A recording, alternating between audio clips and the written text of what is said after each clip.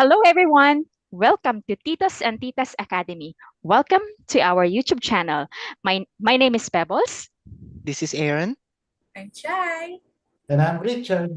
All right, so for today's topic, ating pag-uusapan, ano bang mangyayari sa iyong policy if hindi ka nakabayad within the 30 days grace period? All right, so Richard, what can you say about this?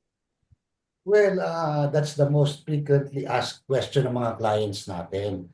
And then, I'm sure naman, karamihan naman ng FA o yung mga agents, nadidiscuss ito sa client dahil FAQ nga yan.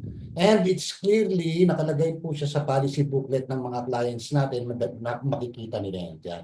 And yes, back to your question, after the grace period, the policy will lapse. How about you, Aaron? Ang mga experience mo sa ganyan, sa mga grace period?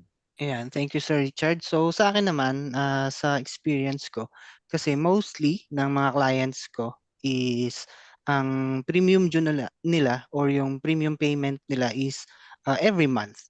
Ayan. So minsan nakakalimutan natin, kahit nagre-remind naman yung ating agent or sa emails natin, minsan nakakalimutan natin.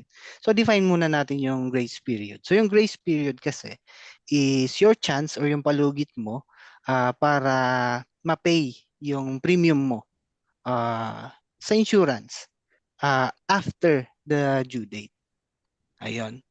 So, ayun siya. So, Miss Chai?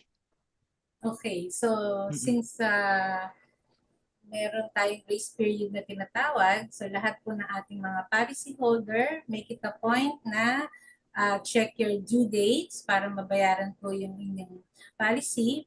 Just in case hindi po, you'll be given another 30 days to pay your policy. So, bayad po tayo kaagad para wala pa tayong naging problema and still protected. Okay? Back to you, Miss Pebbles. Yan, tama yan. All right. So to our dear viewers, so lagi niyo pong tandaan na pay your premium on time para tuloy-tuloy po tayong protected.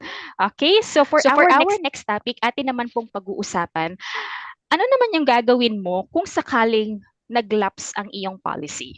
Okay? So don't forget to subscribe to our YouTube channel, and if meron po kayong mga katanungan na gusto naming sagutin or meron kayong mga gusto naming pag-usapan, don't forget po na type lang po kayo sa comment section natin. Okay, so thank you for watching. So again, I am Pebbles.